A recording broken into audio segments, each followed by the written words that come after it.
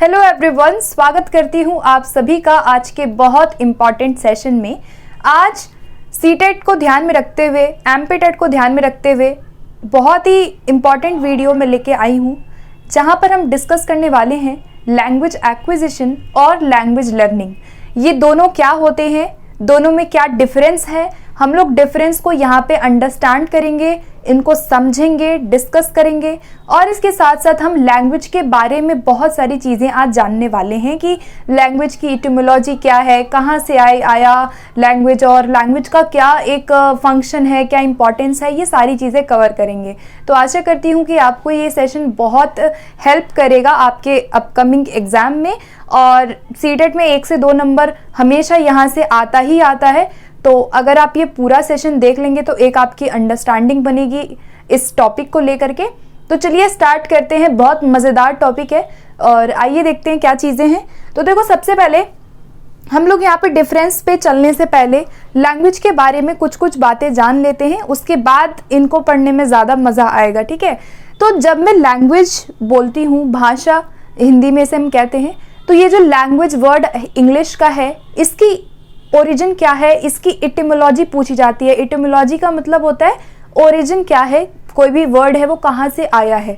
तो अगर हम भाषा की इटिमोलॉजी की बात करें, ठीक है, अगर मैं बोलूँ कि ये जो लैंग्वेज वर्ड है ये कहाँ से आया है, तो एक क्वेश्चन सीटेट में बनता है कि जो लैंग्वेज वर्ड है वो लैटिन भाषा के, ठीक है, कौन सी लैंग्वेज, लैटिन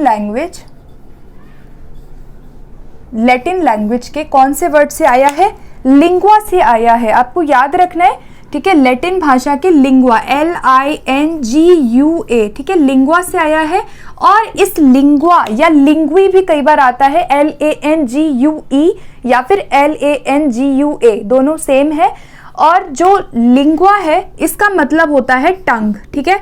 लिंगुआ का मीनिंग क्या है, इसको हम बोलते हैं टंग, ठीक है। तो लैंग्वेज क्या है, जो प्रोड्यूस हो टंग से, जो वोकल से निकला हुआ हो, तो उसको हम भाषा कहते हैं। डेफिनेशन रटने की जरूरत नहीं है, ठीक है। आपको पता है लैंग्वेज एक मीडियम ऑफ कम्युनिकेशन है, जिसमें हम आपस में अपने जो विचार हैं, जो हमारे फीलिंग्स हैं, उनको एक्सप्रेस करते हैं। तो यहाँ पे टंग क्यों कहा गया लिंगुआ को, क्योंकि प्रोड्यूस कहाँ से होती है भाषा, हमारे टंग से ही होती है ना, हमारे वोकल से होती है, इसीलिए इसको हम लिंगुआ से हम टंग याद रख सकते हैं। और इटिमोलॉजी में भी यही कहा गया है कि जो प्रोड्यूस हो कहाँ से, टंग से। ओके, तो ये था भाषा का इटिमोलॉजी की भाषा का ओरिजिन कहाँ से हुआ है। अब हम डिस्कस करेंगे कि लैंग्वेज की कैरेक्टरिस्टिक्स क्या होती हैं।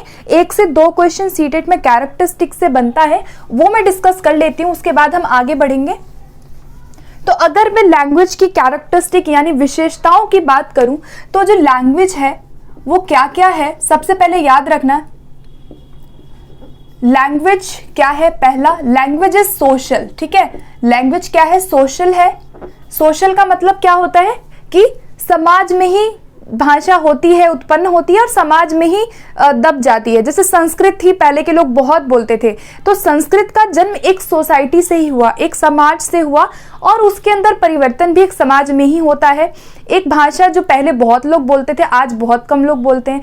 तो भाषा क्या है, सोशल है, समाज में ही एक्वायर करते हैं लोग, समाज में ही उसमें बदलाव आते हैं। तो भाषा सोशल है, जो सोशल कंट्रोल करने का काम भी करता है। जैसे आपने होर्डिंग्स देखे होंगे कि भाई हमें स्टॉप होना है, ग्रीन सिग्नल पे हमें जाना है, कहीं पे डेंजर लिखा रहता है तो हम वहां नहीं जाते हैं, या फिर पार्किंग इज नॉट अलाउड लिखा रहता है। तो क्या है, भाषा एक सोशल कंट्रोल का काम करती है और भाषा एक सोशल है। सेकंड इंपॉर्टेंट कैरेक्टरिस्टिक है कि जो लैंग्वेज है उसे हम कहते हैं कि नॉन इंस्टिंक्टिव होती है। बहुत इंपॉर्टेंट है ये, ठीक है, नॉन इंस्टिंक्टिव होती है, ठीक है। नॉन इंस्टिंक्टिव का मतलब होता है कि इनबॉर्न भाषा नहीं होती, यानी कि हम जन्म से लेकर के भाषा को नहीं आते हैं। भाषा क्या होती है, एक्वायर्ड होती है, भाषा हमारी सीखी जाती है, लर्नड होती है। याद रखना कि भाषा नॉन इंस्टिंक्टिव होती है। भाषा क्या होती है, नॉन इंस्टिंक्टिव होती है। नॉन इंस्टिंक्टिव का मतलब है कि हम अपने जन्म से, अपनी हेरिडिटी से भाषा को लेके नहीं आते हैं, हमें अपने एनवायरनमेंट में उस लैंग्वेज को सीखना पड़ता है। यानी कि भाषा क्या है, language is acquired, language is learned, जिसे आप हैबिट फॉर्मेशन के थ्रू बार बार सीखते हो। हम बार बार प्रयास करते हैं तभी हम कोई भी लैंग्वेज को सीख पाते हैं। तो लैंग्वेज क्या है? एक्वायर्ड है, लैंग्वेज नॉन इंस्टिंक्टिव है, लैंग्वेज एक स्किल भी होती है। याद रखना, लैंग्वेज लर्निंग किससे रिलेटेड है? हमारे स्किल से रिलेटेड है, क्योंकि हम यहाँ पे स्किल सीखते हैं। तो लैंग्वेज जो है वो स्किल से रिलेटेड है। लैंग्वेज क्या होती है? प्रोडक्टिव होती है। याद रखना, लैंग्वेज क्या है? प्रोडक्टिव है, जिसे आप प्रोड्यूस करते हो अपने डे टू डे लाइफ में। ठीक है, उसके बाद 5वां पॉइंट याद रखना, लैंग्वेज इज आर्बिट्रेरी। ठीक है, तो ये आर्बिट्रेरी क्या है? आर्बिट्रेरी का मतलब है कि जो वर्ड होता है किसी भी भाषा का, उस वर्ड में और उसके मीनिंग में कोई भी एक साइंटिफिक या इंस्टिंक्टिव रिलेशनशिप नहीं होता है, उसे हम आर्बिट्रेरी कहते हैं। मतलब कि जो वर्ड है किसी भी भाषा में और जो उसका मीनिंग है, उसके बीच कोई एक इनबॉर्न या इंस्टिंक्टिव कनेक्शन नहीं होता। मतलब कि there is no relationship between word and their meanings. जैसे कि फॉर एग्जाम्पल इंग्लिश में हम बुक को क्या बोलते हैं? जैसे इंग्लिश में एक वर्ड है जिसे हम कहते हैं बुक। आप सबने ये वर्ड देखा भी होगा। तो इंग्लिश में जो बुक है, इसको हिंदी में क्या कहते हैं? हम पुस्तक कहते हैं। क्या कहते हैं? पुस्तक। तब अब आप ये सोचो कि जो इसका मीनिंग है, जो ये बुक वर्ड है, इसका जो मीनिंग है पुस्तक, इसका कोई रिलेशनशिप नहीं है कि बुक को पुस्तक ही क्यों कहते हैं। कोई रिलेशनशिप है क्या? इसी को आर्बिट्रेरी कहा जाता है। रैट को चूहा कहते हैं हिंदी में, क्यों? नहीं पता। बॉटल को हम कुछ और भी कह सकते हैं। हम पानी, वाटर है, वाटर को जल कहते हैं, पानी कहते हैं। तो यानी कि वर्ड और उसके मीनिंग में कोई रिलेशनशिप नहीं है, कोई साइंटिफिक रिलेशनशिप नहीं है यहाँ पे मीनिंग और उसके वर्ड में। यानी कि लैंग्वेज क्या है? आर्बिट्रेरी होती है। उसके बाद कुछ और कैरेक्टरिस्टिक फटाफट से डिस्कस करते हैं। लैंग्वेज क्या होती है हमारी? याद रखना, सिंबॉलिक होती है। कौन सी होती है लैंग्वेज हमारी? सिंबॉलिक होती है। सिंबल्स में हम उसको दिखा सकते हैं। जैसे कहीं पे डेंजर लिखा है तो इस तरह से कट हो जाएगा। ABCD है तो ये क्या है? भाषा ही तो है। लैंग्वेज क्या है? सिंबॉलिक है। सिंबल्स में आप भाषा को दिखा सकते हो तो सिंबॉलिक होती है। ठीक है, तो ये सारे कैरेक्टरिस्टिक याद रखना। लैंग्वेज सोशल है, नॉन इंस्टिंक्टिव है, एक्वायर्ड है, स्किल्स प्रोडक्टिव है, क्रिएटिव है, आर्बिट्रेरी है और सिंबॉलिक होती है। इसके अलावा लैंग्वेज और क्या है? Language is for communication. Language जो है उसको हम लाइब्रेरी लैंग्वेज भी बोलते हैं। ठीक है, लाइब्रेरी लैंग्वेज होती है जो भाषा नॉलेज के लिए जो हम गेन करते हैं। इसके अलावा लैंग्वेज इज फॉर कम्युनिकेशन भी याद रखना है, क्योंकि यहाँ पे जो एक सोसाइटी है वो कम्युनिकेट करती है। ठीक है, तो आई होप आपको लैंग्वेज के कैरेक्टरिस्टिक्स समझ में आ गई होंगी। लाइब्रेरी लैंग्वेज भी कहा जाता है, नॉन इंस्टिंक्टिव है, कम्युनिकेशन के लिए होती है भाषा। ठीक है, तो ये सारी बातें याद रखना है। अच्छा, यहाँ पे याद रखना कि जवाहरलाल नेहरू जो थे, उन्होंने भाषा को क्या बोला? Modern window of the world. English को क्या बोला? अगर हम लैंग्वेज में इंग्लिश की बात करें तो मॉडर्न विंडो ऑफ वर्ल्ड कहा, एक की बोला। ठीक है, और एनसीएफ के अकॉर्डिंग भाषा के बारे में आप 2-4 बातें याद रखना। ये क्वेश्चन बार बार बनता है जो मैं डिस्कस करना चाहूंगी। तो एनसीएफ 2005 ने इंग्लिश को लेकर के, जो इंग्लिश लैंग्वेज है उसको लेकर के क्या कहा? तो याद रखना, इंग्लिश को अगर हम बोले इंडियन पर्सपेक्टिव में, ठीक है, इंग्लिश इन इंडिया अगर आपसे पूछा जाए तो क्या है? सेकंड है। ठीक है, कौन सी लैंग्वेज है? सेकंड लैंग्वेज है इंग्लिश। अगर आपसे इंग्लिश का पूछा जाए कि इन मल्टीलिंगुअल कंट्री में, मल्टीलिंगुअल कंट्री या फिर सोसाइटी या फिर पर्सपेक्टिव, इंग्लिश क्या है? तो इंग्लिश को हमेशा ग्लोबल आप लिखोगे। ठीक है, तो इंग्लिश को एनसीएफ ने ग्लोबल भी बोला है और इंग्लिश को सेकंड भी बोला है। अगर आपसे नॉर्मल पूछ रहा है इन इंडिया, इंग्लिश क्या है जो हम टीचिंग में सिखाते हैं बच्चों को, तो सेकंड है एनसीएफ के अकॉर्डिंग।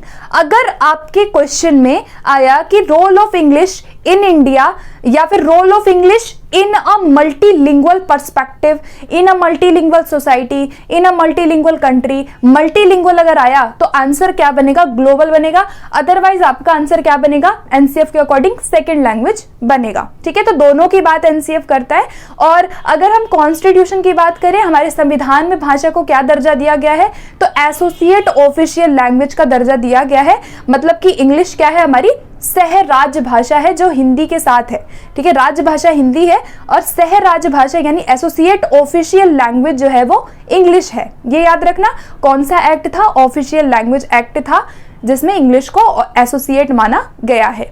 ये सब कॉमन बातें थी जो कि मैंने डिस्कस कर ली है। आइए चलते हैं अब हम लैंग्वेज, हम समझ चुके हैं लैंग्वेज क्या होता है, अब हम समझेंगे एक्विजिशन और लर्निंग में क्या डिफरेंस है।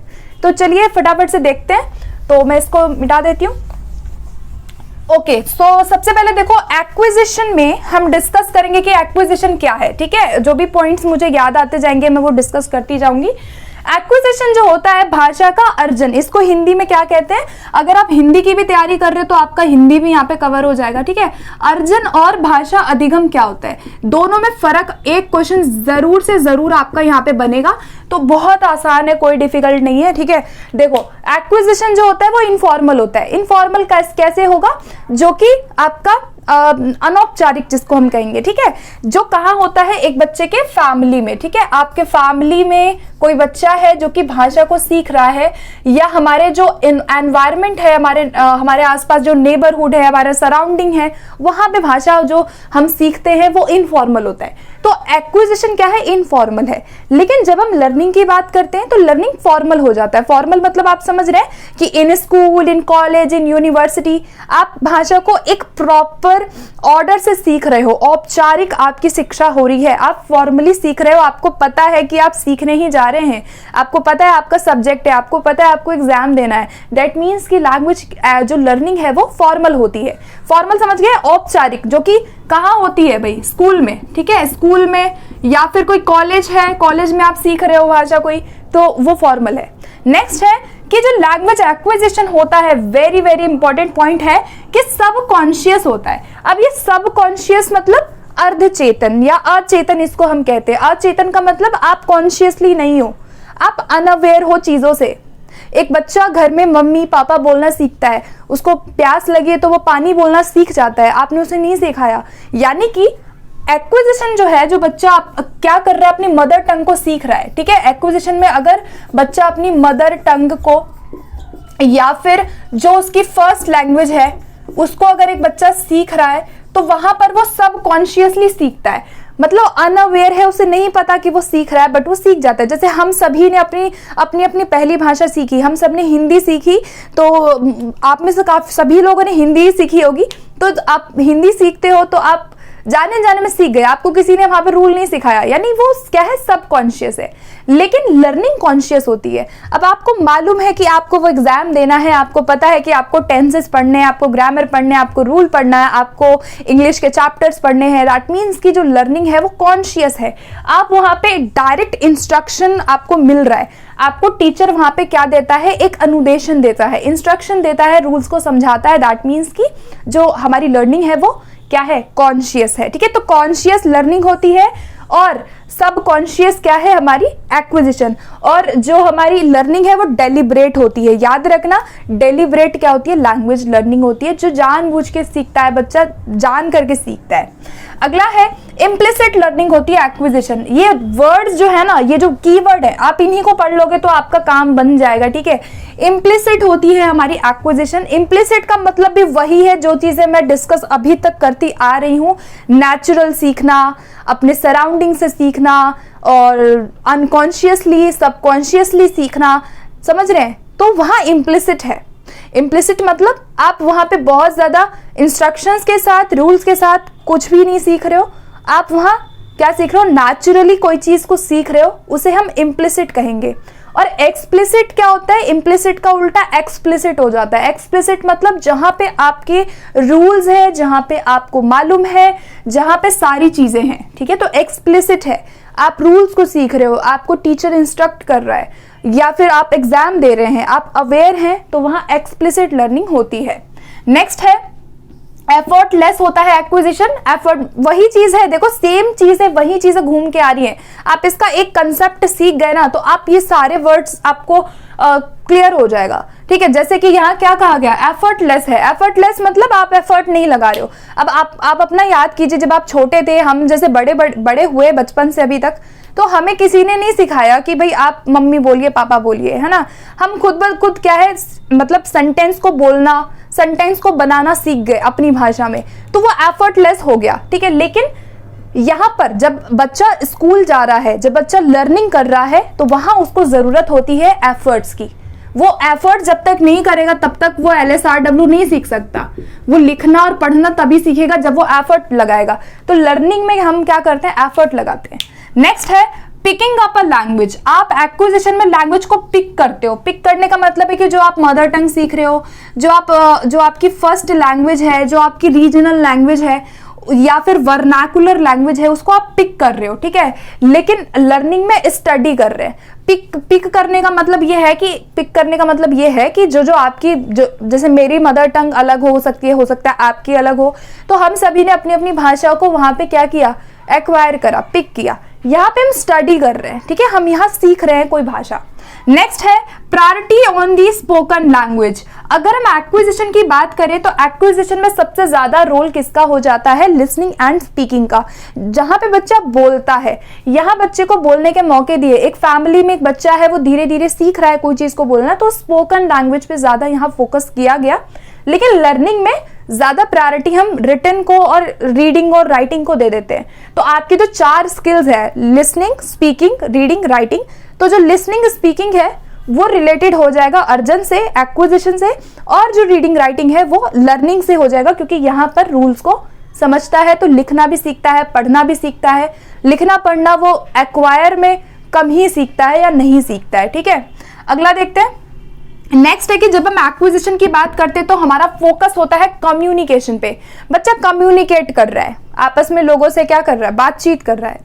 कम्युनिकेशन करते करते नेचुरली या अनकॉन्शियसली, सबकॉन्शियसली, इम्प्लिसिट तरीके से भाषा को सीखता है। दैट मीन्स कि कम्युनिकेशन की रिक्वायरमेंट एक्विजिशन में होती है, और लर्निंग में हमें क्या है, हम कम्युनिकेशन पे फोकस ना करके फॉर्म पे फोकस करते हैं। फॉर्म फोकस्ड टीचिंग का मतलब क्या है कि फॉर्म का मतलब है कि आप वोकैबुलरी पे फोकस कर रहे हो, एंटोनिम सिनोनिम बता रहे हो। आप अगर कोई भी चीज सिखा रहे हो तो आप वहां पे सब्जेक्ट, वर्ब, ऑब्जेक्ट सिखा रहे हो। ये चीजें जो रूल्स वगैरह है ना, ये सब हमारे फॉर्म का पार्ट है। फॉर्म फोकस टीचिंग हम करते हैं, तो ये किस में होता है, लर्निंग में होता है। अगला है प्रोड्यूस द एबिलिटी। देखो जो एक्विजिशन होता है वो बच्चे को एक क्या देता है, एक तरह का एक्सपोजर देता है टू प्रोड्यूस अ लैंग्वेज। एक एबिलिटी देता है कि वो भाषा को प्रोड्यूस करना सीखे। वो पहला अक्षर बोलता है, वो दूसरा अक्षर बोलता है, बैबलिंग करता है, टेलीग्राफिक स्पीच बोलता है, 1 सेंटेंस 2 वर्ड सेंटेंसेस बोलता है। यानी कि एक एबिलिटी उसके अंदर यहाँ पे आ जाती है। और उसके बाद जब वो प्राइमरी लेवल पे पढ़ने जा रहा है, जब वो एक फॉर्मल एजुकेशन को लेने जा रहा है, वहां पे वो नॉलेज को प्रोड्यूस करता है।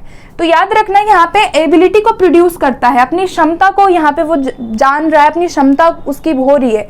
यहाँ पे उसका नॉलेज होता है, यहाँ वो प्रॉपर ज्ञान लेने आया है। मतलब जो बचपन में हमने वर्ड सीखा, उसके पीछे का रूल क्या है वो हम लर्निंग में सीखते हैं, ठीक है। तो वही चीज है यहाँ पे। जो बोलता था, मान लीजिए इंग्लिश बच्चा बोलता था, घर में उसको इंग्लिश सिखाया गया, बातचीत की गई, उसकी एबिलिटी है, वो बात करता है इंग्लिश में, लेकिन उसके पीछे का रूल नहीं जानता वो। यहाँ आके नॉलेज को समझता है। यानी नॉलेज को समझना, रूल को समझना लर्निंग का पार्ट है। नेक्स्ट है इट हैपेंस नेचुरली, हमने पढ़ लिया, ठीक है। एक्विजिशन की बात करते, अर्जित कर रहे हो आप, यानी आप क्या हो, सबकॉन्शियस हो, इनफॉर्मल हो, यहाँ पे स्पीकिंग कर रहे हैं, कम्युनिकेशन कर रहे हैं और नेचुरली सीख रहे हैं, प्राकृतिक रूप से सीख रहे हैं। और ये क्या है, it happens in controlled manner. एक कंट्रोल मैनर में सीखते कि नहीं, लैंग्वेज लर्निंग जो होती है वो हम कंट्रोल तरीके से सीख रहे हैं। कंट्रोल का मतलब है वहां पे टीचर है, वहां पे एक आपके पास एक टाइम है कि जिस टाइम में आपको अपना कोर्स करना है, आपके पास एक समय है कि आप एग्जाम कब दे रहे हो, आप कब जा रहे हो एग्जाम देने। दैट मीन्स कि सब कुछ कंट्रोल्ड मैनर है, ऐसा नहीं कि आप नेचुरली जाके वहां सीख रहे हो, ठीक है। तो याद रखना कि कंट्रोल्ड मैनर में होता है। नेक्स्ट पॉइंट है एक्विजिशन इज रिलेटिवली फास्टर। आप याद रखना, एक्विजिशन जो है वो लर्निंग से ज्यादा जल्दी होता है। क्यों होता है लर्निंग से ज्यादा, क्योंकि जब बच्चा छोटा होता है, अर्ली चाइल्डहुड में जब है, चाइल्डहुड में है, तो अर्ली चाइल्डहुड में सबसे ज्यादा भाषा का विकास बच्चे का वहां होना स्टार्ट हो जाता है, ठीक है। तो एक्विजिशन में क्योंकि बच्चा अपनी पहली भाषा को सीखता है, इसलिए ये जल्दी होता है।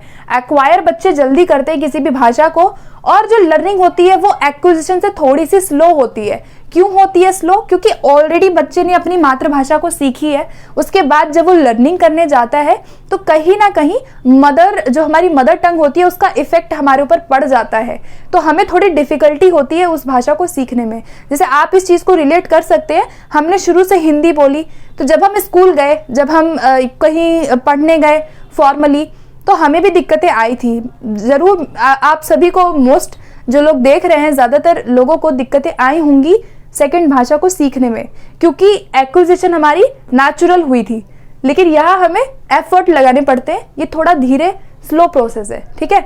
और यहाँ पर क्योंकि हमने पहली भाषा सीखी हुई है, इसीलिए हमें थोड़ा टाइम लगता है, ठीक है। तो एक क्वेश्चन और बनता है यहाँ पर कि मदर टंग का इन्फ्लुएंस कहाँ पड़ जाता है ना? तो ये वही चीज है कि बच्चे की जो मदर टंग है यहाँ पे, वो कहीं ना कहीं यहाँ पे प्रभावित करता है लर्निंग को। इसीलिए हमें ज्यादा से ज्यादा जो इनपुट है वो टारगेट लैंग्वेज में देना चाहिए। एक प्रश्न आपने जरूर पढ़ा होगा अगर आप प्रैक्टिस कर रहे हो, कि टारगेट लैंग्वेज जो होती है उसमें हमें बच्चों को ज्यादा से ज्यादा एक्सपोजर देना चाहिए, ताकि मदर टंग का जो प्रभाव है यहाँ एक्विजिशन का वो कम हो जाए उधर, ठीक है। सो गाइज, ये था एक्विजिशन एंड लर्निंग, दोनों में डिफरेंस। आई होप आपको आज का सेशन अच्छा लगा होगा और ये टॉपिक आपका प्रिपेयर हुआ होगा। सेशन कैसा लगा आप जरूर मुझे बताया करें, आपका फीडबैक मेरे लिए बहुत इंपॉर्टेंट है, ठीक है। और जो भी आपको वीडियो चाहिए सीटेट के लिए इंग्लिश की, आप कमेंट सेक्शन में ड्रॉप कर सकते हो। कोई भी सब्जेक्ट मैं ट्राई करूंगी उस पर वीडियो लाने का, तो जरूर बताया करें, लाइक करें, क्योंकि आपके लाइक से, आपके कमेंट से ही पता चलता है कि आपको सेशन कैसा लग रहा है। तो फिर मिलते हैं अगली वीडियो में। Thank you.